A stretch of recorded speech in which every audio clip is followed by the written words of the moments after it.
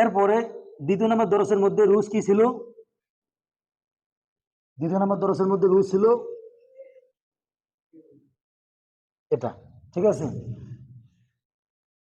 এই রুজ দিয়ে আমরা 3টা অক্ষর বের করব, ঠিক আছে? এই রুজ দিয়ে আমরা কয়টা অক্ষর বের করবো? 3টা অক্ষর। তাহলে আমরা সরাসরি টান দেব, কি হবে? এ, কি হবে? এ। এই জায়গায় আমরা দাগের নিচে নিয়ে আসতে পারবো না, বুঝতে পারছেন? এরপর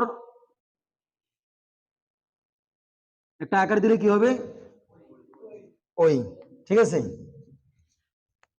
আরেকটা দেখেন,